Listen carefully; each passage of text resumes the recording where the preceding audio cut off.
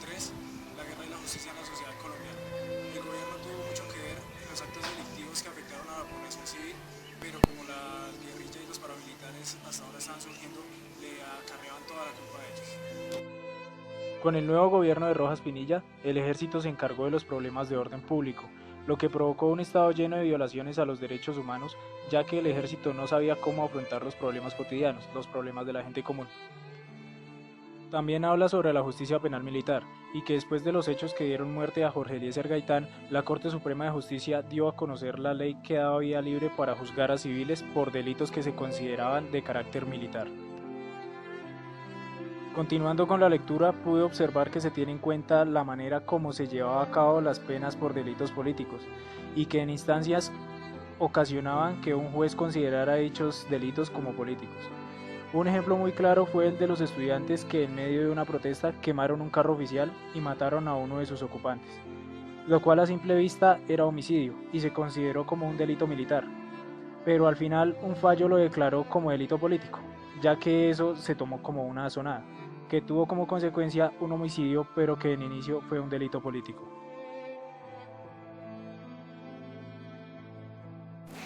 El informe también habla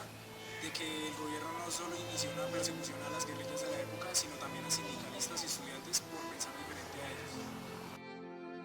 Hubo un tiempo en el cual los integrantes de las guerrillas de la época, así como activistas políticos, eran juzgados por tribunales militares por el delito de rebelión. Para los civiles era algo muy injusto, ya que eran condenas demasiado exageradas. Por tanto, después de casi 10 años, la Corte Suprema de Justicia dictó que algunos delitos cambiaban de ser delitos militares a delitos civiles, como lo era el delito de rebelión, ya que cualquiera podía ser guerrillero, ya fuera usando las armas como colaborando con la guerrilla. También existieron amnistías por parte del gobierno a delitos que fueran ajenos a delitos políticos o militares, como lo eran asesinatos en combate. Estas amnistías eran dictadas únicamente por los jueces. El texto habla que entre 1987 y 1992 el recrudecimiento de la guerra fue ocasionado por los cárteles del narcotráfico y las bandas privadas que estaban al servicio de los mismos. Por tanto, la Corte Suprema de Justicia dio vía libre una vez más para que la justicia penal militar actuara y juzgara a estas personas, ya que los narcotraficantes se estaban volviendo un problema de orden público y social. Con el problema del narcotráfico en el país, el Estado entró en una política de sometimiento en el gobierno de César Gaviria, con la cual buscaban contrarrestar ese ataque en el cual se habían unido los narcotraficantes con tal de combatir la extradición y así buscar que el gobierno cediera ante sus peticiones. Se vio una continua lucha y como el gobierno cada vez veía que los narcotraficantes crecían y sus golpes eran cada vez mucho más drásticos, buscaron proponerles rebajas de pena, todo eso con las propuestas de no extradición con tal de que dejaran de ser un problema para la sociedad y así también pudieran acabar con ese crimen organizado que se había vuelto el más pesado en todo el país, en toda la historia del país. En la última década se ve la implementación de un nuevo modelo para la superación del conflicto, la justicia transicional. Se intenta un proceso de desmovilización colectivo bajo estándares de verdad, justicia y reparación.